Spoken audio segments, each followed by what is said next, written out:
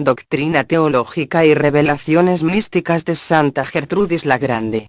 Nuestro Señor me dijo que esta oración puede librar 1000 almas del purgatorio cada vez que se rece. Padre eterno, yo te ofrezco la preciosísima sangre de tu divino Hijo Jesús, en unión con las misas celebradas hoy día a través del mundo por todas las benditas almas del purgatorio y por todos los pecadores del mundo. Por los pecadores en la Iglesia Universal, por aquellos de mi propia casa y dentro de mi familia. Amén.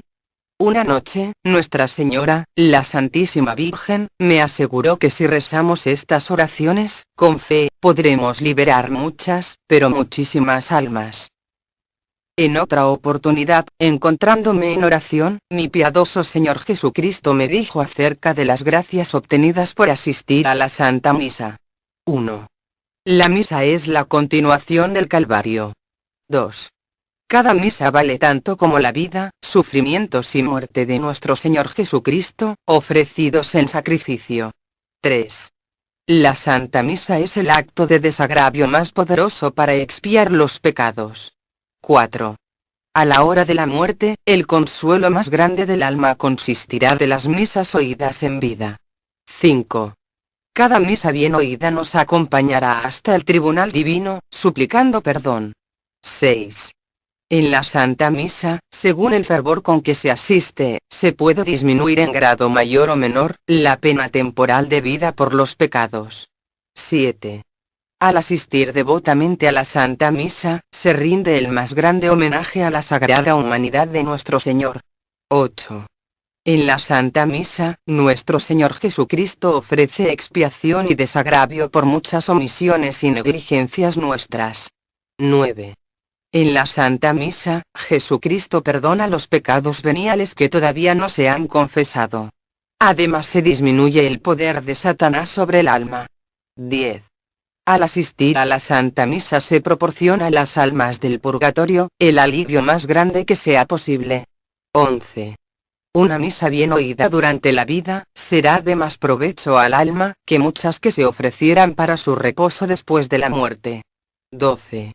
Por asistir a misa, el alma se preserva de peligros, desgracias y de calamidades, que de otro modo hubieran sucedido. Además, se abrevia o reduce la duración de su purgatorio. 13. Cada misa bien oída obtiene para el alma un grado más elevado de gloria en el cielo. 14. En la misa se recibe la bendición del sacerdote que nuestro Señor ratifica en el cielo. 15. En la misa se arrodilla entre una multitud de los santos ángeles, que están presentes en actitud de profunda reverencia, durante el sacrificio adorable de la Santa Eucaristía. 16. En la Santa Misa se reciben bendiciones para todos los bienes y empresas temporales. Una noche vi a mi sagrado Señor, que aparecía acompañado por San Juan Evangelista. El Sagrado Corazón de Jesús. Cuando me acerqué a escuchar el palpitar del Divino Corazón de Jesús, me torné hacia San Juan, quien estaba también presente, y le pregunté: ¿escuchó acaso lo mismo en la última cena, cuando se reclinó sobre el pecho del Señor? Y si así era, ¿por qué no lo había relatado en su Evangelio? San Juan me contestó que la revelación del Sagrado Corazón de Jesús estaba reservada para tiempos posteriores, cuando el mundo, aumentando en frialdad y tibieza espiritual, necesitaría ser reavivado en el amor. Yo, cómo me sorprendo del dulce amor de mi compasivo Jesús hacia sus pobres criaturas, tal como es mi caso, que soy un vil gusano, reptando en mis negligencias y pecados. Todo lo hace el Señor por su mera y compasivísima misericordia. Yo te ruego, mi Señor, que respires en mí, como aire ameno, para desearte solo a ti, como verdadera felicidad. Yo te pido que vuestras santísimas heridas se impriman en mi corazón, a fin de que se excite en mí el dolor de tu compasión y se encienda en mí el ardor de tu amor. Dame también que toda criatura sea nada para mí y solo tú seas dulce para mi corazón. Esa oración me gustó tanto y explicitaba de tal modo el anhelo que llevaba en mi alma, que la repetía incontables veces, con fervor creciente. Pasados algunos días, después de vísperas, mientras me encontraba repasando con devoción en mi memoria estas cosas, sentí que, en lo más hondo de mi indignidad, yo recibía todo lo que en dicha oración había pedido, esto es, que en el interior de mi corazón y, por así decirlo, en los lugares determinados, se imprimían los estigmas, dignos de respeto y de adoración, de las santas llagas de nuestro Redentor, llagas por las cuales tú has sanado mi alma y la has embriagado con el néctar de tu amor. En otra ocasión le manifesté a Jesús las llamaradas que consumían mi alma. Lo que yo deseo, mi Señor, más que todas las delicias, es que se cumpla, en mí y en todas las criaturas, tu dulcísima y amabilísima voluntad. Y para que se realizase esto, estaría dispuesta a exponer cada uno de mis miembros a cualquier sufrimiento. Escuché a Jesús responderme: ya que con una piedad tan viva te has entregado a promover mi voluntad, he aquí que, según mi acostumbrada benevolencia, recompenso tus esfuerzos concediéndote que aparezcas tan agradable a mis ojos como si nunca en la más mínima cosa hubieras omitido mi voluntad. Mientras me encontraba en la Santa Vigilia de Pentecostés, yo, la indigna Gertrudis, oraba con mayor devoción en el oficio, para prepararme a la llegada del Espíritu Santo. Entonces oí en espíritu al Señor que me decía con dulcísima ternura: recibiréis la fuerza del Espíritu Santo que vendrá sobre vosotros. Sintiendo admirable suavidad al oír estas palabras, comencé a reflexionar con abatimiento acerca de mi indignidad. Me parecía que por el recuerdo de mis bajezas se hacía como un pozo en mi corazón, tanto más profundo cuanto más despreciable me consideraba. Pero entonces, el corazón infinitamente piadoso del Hijo de Dios, a semejanza de un panal de miel, brotaba como una vena purísima, que, destilando lentamente en el fondo de su corazón, lo llenaba hasta desbordar. En esto entendí que se significaba la suavidad del Espíritu Paráclito, que por el corazón del Hijo de Dios se infunde suavemente en el corazón de los elegidos. Entonces el Hijo de Dios bendijo con su deífica mano aquel fondo rebosante, a semejanza de la fuente bautismal, para que, cuantas veces aquella alma entrara en ella, pudiera salir purificada de toda mancha. Mientras se gozaba de que le fuera dada esta saludable gracia de bendición, le dije a mi piadoso Jesús: he aquí, Señor mío, que yo, pecadora e indigna, confieso con dolor que por humana fragilidad he pecado muchas veces contra tu divina omnipotencia. También pequé de distintas maneras por ignorancia contra tu divina sabiduría, y de muchos modos me airé maliciosamente contra tu inestimable benignidad. Por tanto, Padre de las misericordias, ten misericordia de mí y dame de tu omnipotencia, fuerzas para resistir a todo lo que te sea contrario. De tu inescrutable sabiduría, concédeme prevenir con cautela todo lo que en mí pueda ofender los ojos de tu pureza. Y de la superabundancia de tu bondad, concédeme adherirme a ti con tan estable fidelidad, que no disienta nunca, en lo más mínimo, de tu santa voluntad. Mientras decía estas palabras me parecía como que era sumergida en aquel fondo para ser regenerada. Volviendo, después de un rato, ver aparecer a mi alma más blanca que la nieve, purificada ya de toda mancha de pecado. Presentada de esta manera ante la divina majestad, me encomendaba al patrocinio de todos los santos, como se suele encomendar a los recién bautizados a sus padrinos, deseando y exhortando a todos que oraran por mí. Entonces se levantaron gozosos todos los santos y ofrecieron al Señor sus méritos en reparación de todas las negligencias e indigencias de ella. Adornada maravillosamente con esos méritos, el Señor, tomándola con ternura, la colocó directamente frente a sí, de manera que exhalaba suavemente hacia su alma su divino aliento, y viceversa, él absorbía eficazmente en sí mismo el aliento del alma. Y le dijo el Señor: estas son mis delicias, en las que me deleito con los hijos de los hombres. Por el soplo del alma se indicaba su buena voluntad, y por el soplo del Señor, la condescendencia de la bondad divina que se digna aceptar la buena voluntad del alma. De este modo, el alma, descansando dulcemente entre los abrazos del Señor, como en una dulce espera, se debe preparar dignamente para recibir el Espíritu Santo. Intentaba obtener del Señor por medio de oraciones especiales los 7 dones del Espíritu Santo, y pedía en primer lugar el don del temor a Dios, con el cual evitaría todos los males. Se me apareció el Señor, como plantando casi en el centro de mi corazón un árbol hermoso. Parecía extender sus ramas y cubrir con ellas toda la pequeña habitación, que es mi corazón. Tenía algunas espinas encorvadas de las que brotaban hermosísimas flores erguidas hacia arriba. Por el árbol entendí el significado del santo temor de Dios que, a modo de punzantes aguijones, traspasa el alma y la retrae de toda falta. Las flores significaban la voluntad con la que el hombre desea protegerse contra todo pecado por temor del Señor. Cuando cualquier persona hace algún bien o evita algún mal por temor del Señor, dicho árbol produce frutos hermosísimos. Cuando de igual modo pedí devotamente al Señor los demás dones, apareció cada uno de dichos dones como hermosos árboles en flor, cada uno producía frutos según su especie. Los árboles de la ciencia y de la piedad parecían destilar un rocío finísimo.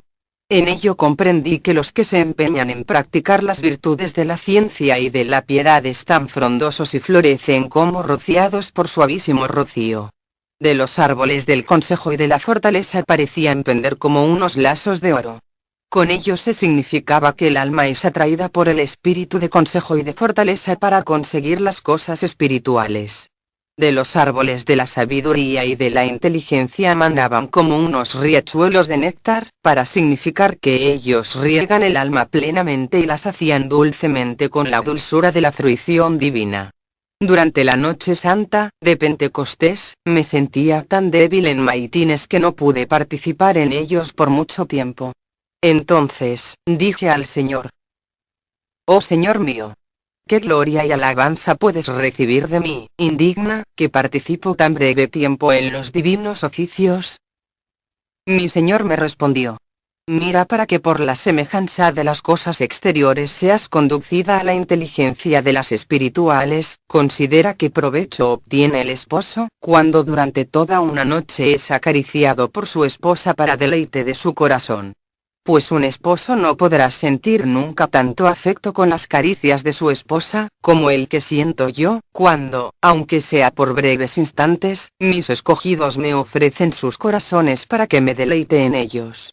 Cuando me acercaba a la comunión, me parecía que el Señor exhalaba de todos sus santísimos miembros hacia mi alma un aliento finísimo, y aspirándolo, sentía admirable e inefable delectación. En ello reconocí haber merecido aquello que con fervor pedía, cuando oraba para recibir los dones del Espíritu Santo. Recibida la comunión, ofrecí a Dios Padre toda la vida santísima de Jesucristo para suplir el hecho de que, desde la hora en que renaciendo en el bautismo recibí al Espíritu Santo, nunca había ofrecido en mi corazón y en mi alma, una morada suficientemente digna a tan dignísimo huésped. Provocado el dulcísimo espíritu, me lancé impetuosa a manera de paloma al sacramento de vida con rapidísimo vuelo, como el águila se lanza hacia el cadáver. Busqué el dulcísimo corazón de Jesús, me introdujo en él y se mostró muy complacido en la mansión de su pecho. A todos aquellos que se acerquen con fe y esperanza ante el corazón amabilísimo de Jesús, el Señor los acogerá, tal como me acogió a mí, que soy indigna. Mientras se cantaba en tercia el himno, «Ven Espíritu Creador», se me apareció nuestro Señor Jesucristo como abriendo con ambas manos su corazón lleno de dulzura hacia mí. Caí de rodillas e incliné mi rostro de manera que la cabeza reclinase en el centro del corazón del Señor. El Señor acogió su cabeza y parecía introducirla en su divino corazón para unir así la voluntad, que es llamada cabeza del alma, y santificarla. Mientras cantábamos la segunda estrofa: «Tú que eres llamado Consolador», adoctrinada por el Señor, puse ambas manos sobre el corazón del Señor, obteniendo la ayuda de la divina consolación en todas las obras que inicié, de manera que en adelante todas ellas le serían perfectísimamente agradables. Pues, todo bien se debe a Él. A continuación y durante la tercera estrofa, que dice: «Tú te derramas en 7 dones», puse mis pies de la misma manera en el corazón del Señor, y merecí la santificación de todos mis deseos, designada en los pies. Durante la cuarta estrofa, Enciende tu luz en nuestros sentidos. Ofrecí mis sentidos al Señor, y recibí la promesa de que serían iluminadas también otras personas por medio de ella, para ser encendidas en el conocimiento y amor de Dios. En la quinta estrofa, que dice: aleja al enemigo, el Señor se inclinó tiernamente hacia el alma y me dio un beso suavísimo con el que arrojaba, a manera de fortísimo escudo, con gran poder, lejos de mí, todas las asechanzas del enemigo. Durante todo esto sintió su alma tanta dulzura, que comprendió con toda nitidez tratarse de lo que el día anterior se le había predicho sin mérito propio, porque soy una indigna criatura. Pero el Señor nos dijo en sus santas escrituras: recibiréis la fuerza del Espíritu Santo que vendrá sobre vosotros. Yo recibo el Espíritu Santo a través del corazón de Cristo. Podríamos decir que, dentro de la fórmula tradicional de la fe de la Iglesia Latina, que confiesa la procedencia del Espíritu Santo del Padre y del Hijo, que Cristo como único mediador entre nosotros y el Padre, Él el único por quien nos vienen todos los dones de Dios. Presencié 5 visitas místicas. La primera ocurrió en la vigilia previa a la solemnidad de Pentecostés y consiste en una renovación de la liturgia bautismal. Durante la segunda visión, se invocó los dones del Espíritu Santo. La tercera visión se ubica en los maitines o vigilias nocturnas del mismo día de Pentecostés. La cuarta, durante la comunión dentro de la misa del día, y la quinta, durante el oficio de tercia, hora de la venida del Espíritu Santo sobre María y los apóstoles en el cenáculo. La primera visión recrea los ritos fundamentales del bautismo, sacramento que en la Edad Media incluía la confirmación, y por lo tanto constituía la recepción sacramental del Espíritu Santo.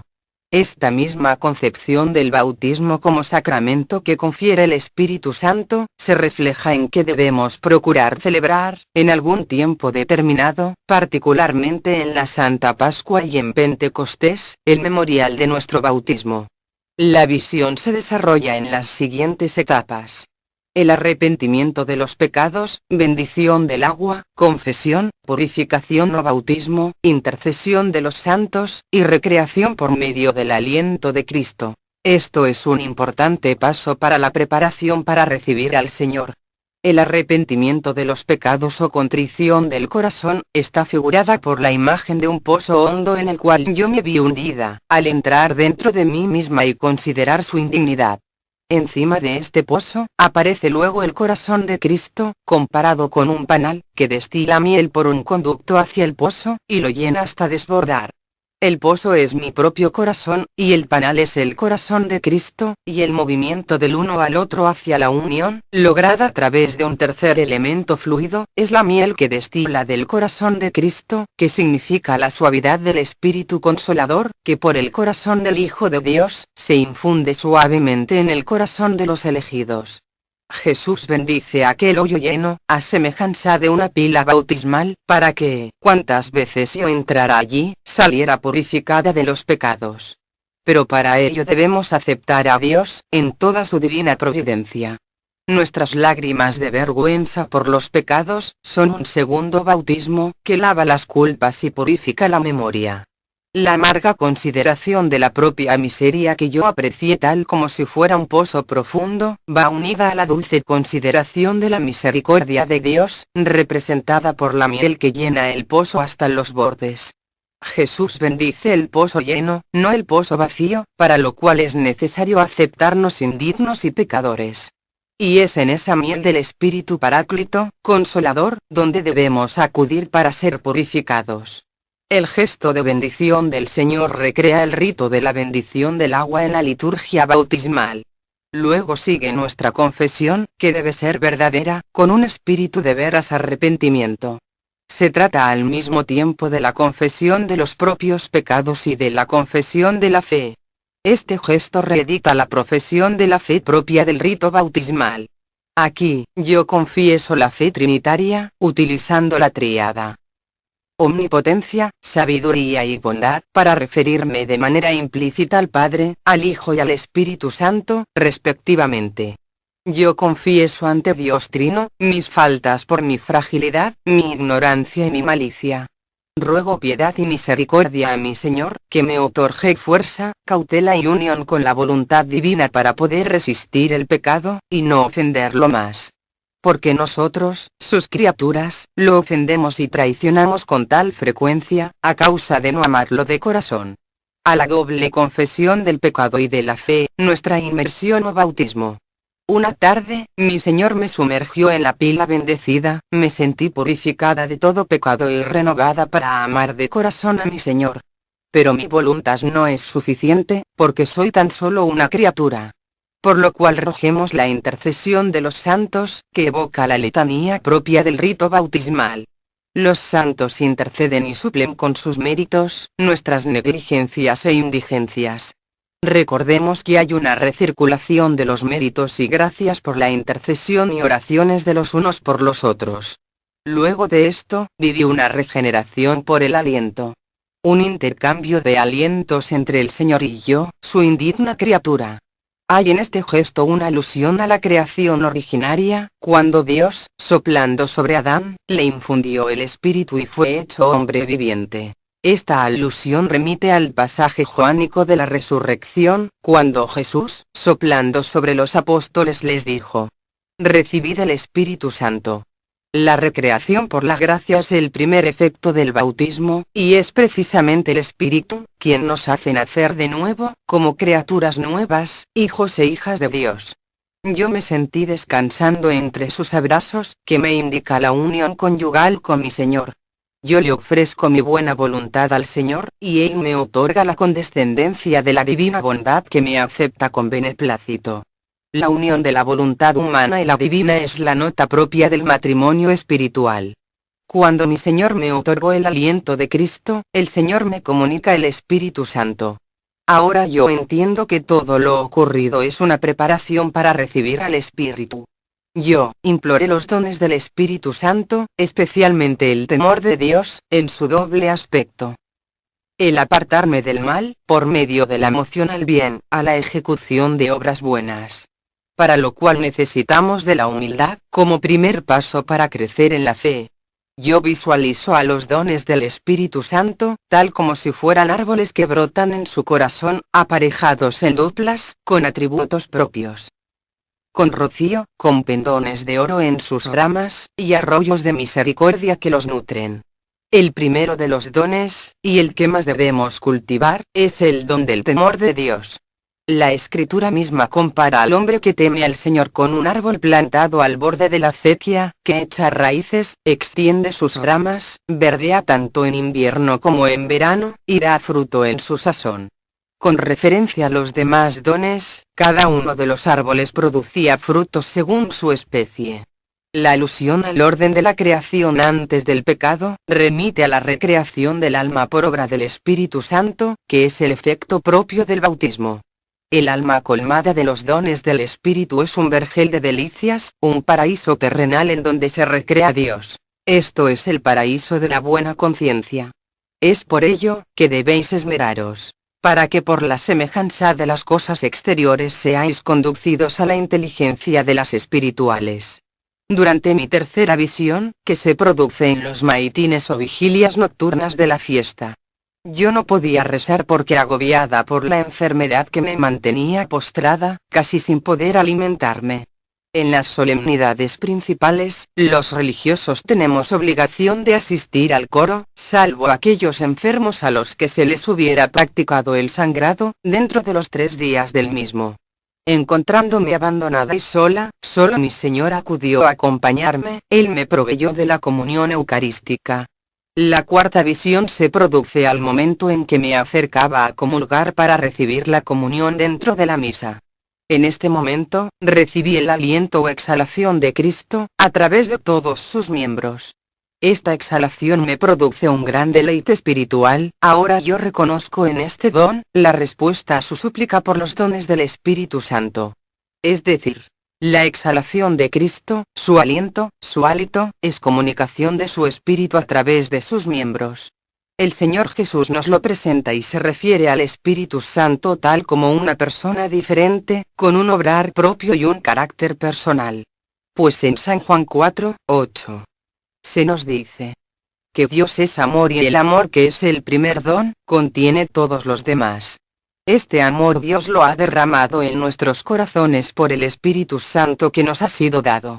Yo siento como trasfondo el pasaje de la muerte de Jesús, cuando dando un fuerte grito, o suspiro, exhaló su espíritu. Yo me postro ante la transfixión de su sagrado corazón, por la lanza, del cual brotó sangre y agua, para el perdón de nuestros pecados. Cuando recibimos la Santa Comunión, debemos ofrecer al Padre toda la vida de Cristo, en reparación por nuestros pecados. Y ante esta ofrenda, el Espíritu Santo se precipita al corazón de Cristo presente en el sacramento eucarístico, que recibimos en la Santa Eucaristía, y así recibimos el Espíritu a través del sacramento de Cristo. La última visión que presencié, está ambientada en la hora de tercia, que es la hora de la efusión del Espíritu. En este momento, recibí el Espíritu a través del corazón de Cristo, mientras cantaba, Ven Espíritu Creador. Jesús se me aparece abriendo con sus dos manos, su corazón encima de mí. Caí arrodillada ante él, en ese momento me atreví a apoyar mi cabeza sobre el corazón de Jesús. Él me tomó con sus manos, me introdujo en su corazón, y uní así mi voluntad a la suya, santificándome en sí mismo. Yo ofrecí mis manos al corazón divino, significando en ellas, mis acciones. Posteriormente, le ofrecí mis pies, que simbolizan mis deseos. Luego le imploré a mi amado Señor por la iluminación de mis sentidos, para comprender las cosas espirituales y hacer aprovechar a otros. Finalmente Jesús, imprimiendo en mí su beso, me proporciona un escudo contra las asechanzas del enemigo. En ese momento, me sentí lavada en todo mi ser, alma y cuerpo, por la acción del Espíritu Santificador. El Señor no nos abandonará jamás, porque Él mismo nos dijo, en Hechos 1:8. Recibiréis la fuerza del Espíritu Santo que vendrá sobre vosotros. Porque, los atributos invisibles de Dios se hacen visibles a los ojos de la inteligencia, desde la creación del mundo, por medio de sus obras. Santa Gertrudis y el Purgatorio. La voz de Jesús se hace sentir en lo más íntimo de mi alma con extrema claridad. Quiero que se rece por estas santas almas que están en el purgatorio, porque mi corazón divino arde de amor por ellas. Deseo mucho la liberación de estas almas con el fin de unirlas a mí totalmente. Las penas, por muy terribles que puedan ser, son siempre leves en relación a la ofensa que constituye el pecado. El purgatorio es como una cárcel de luz y de fuego, construido por la misericordia divina, para no sucumbir al tormento y fuego eternos. El alma tiene que purgar la pena de su pecado para estar en condiciones de entrar en la beatitud eterna. Vi con los ojos del alma un fuego espantoso sin límite ni forma, que ardía sin variar nunca, en un silencio absoluto. Vi en este fuego millares y millares de pobres almas cercanas entre ellas, pero sin ningún tipo de comunicación excepto este mismo fuego. Este gran purgatorio es como el infierno, a diferencia de la eternidad de la pena, del odio en las confrontaciones con Dios y con las otras almas, y la desesperación. Si no me engaño, he notado que ellas estaban en este estado más purificadas que confortadas, más quemadas que iluminadas. Es un estado realmente terrible. He visto con los ojos del alma un mar de fuego abrirse ante mí, haciendo ruidos inmensos, llamas clarísimas se reproducen y se deshacen incesantemente. He aquí miles y miles de almas que tienden las manos, sumergidas en el fuego y azotadas por las llamas, que las levantan en una especie de impulso impetuoso. Es como un movimiento del alma, un comienzo del camino al cielo, o incluso que avanza hacia Dios, pero sin el mínimo deseo personal, como a una puerta a la que se da un impulso. Ciertamente se purifican a través de mucho sufrimiento, pero son también iluminadas, lo que les consuela y permite glorificar a Dios, no solo abandonándose a su puro amor, sino asumiendo una iniciativa de agradecimiento. Frecuentemente, después del juicio particular, el alma va al gran purgatorio, allí permanece como alelada y anonadada, porque para ella es el descubrimiento del pecado, de su gravedad, de sus efectos y de sus implicaciones. Ante esta vista, el alma está como paralizada, inerte, contempla la justicia de Dios que es ejercida sobre ella y la misericordia la que la salva. Luego se pone en movimiento hacia Dios, ya que Él la atrae, la transporta en el impulso de su amor infinito, y aquí que esta alma pasa al purgatorio medio. En el purgatorio medio el alma permanece en confrontación con el amor, pero contempla este amor infinito que le atrae. En el purgatorio medio el alma sale de sí misma y descubre todo lo que significa su pertenencia a la Iglesia. Pero también pude ver el paraíso celestial, que se aprecia como el vértice del purgatorio, un mundo de luz ardiente y de paz. Es el sufrimiento del amor al alcance del paroxismo, un desnudo padecer de amor, el júbilo total, más suave, unido al sufrimiento más terrible y más desgarrador. Es el reino del puro amor y del desnudo sufrimiento, las almas los preceden hacia la Jerusalén celeste donde se presentan delante de su Rey. Ellas se quedan más o menos por un largo periodo de tiempo, pero nunca como en el purgatorio mayor y medio, porque la intensidad de las languideces de amor en el umbral constituye una rápida y ulterior purificación. Mientras veía al almas elevarse, las oía cantar. Me has liberado de la muerte. Has preservado mis pies de la caída, porque yo camino ante tu presencia, en la luz del viviente, oh mi Dios. A Santa Gertrudis se le aparece su maestra Matilde de Aqueborn, en la gloria mientras ella ofrece la misa y ve que el Señor la recibe en su corazón.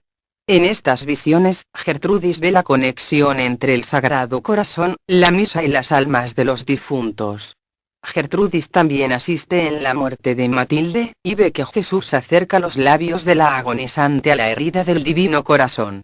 Totalmente diferente sería lo que le ocurriría a Gertrudis, mientras rogaba un día por un sacerdote, que había muerto hacía poco y vio su alma con el aspecto de un sapo repugnante, quemado interiormente en forma horrible y atormentado de varias penas a causa de sus pecados. Parecía que tenía algo malo debajo de su brazo y un peso enorme lo obligaba a estar curvado hasta el suelo, sin poderse enderezar. Gertrudis comprendió que ella lo apreciaba encorvado y con forma de sapo porque durante su vida religiosa había descuidado elevar su mente a las cosas divinas. Además entendió que el dolor que llevaba debajo de su brazo era debido al hecho de que había trabajado con el permiso del superior para adquirir bienes temporales y había escondido sus ganancias. Tenía que pagar por su desobediencia. Gertrudis, habiendo recitado los salmos prescritos por aquella misma alma, preguntó al Señor si tendría alguna ventaja. Ciertamente, respondió Jesús, las almas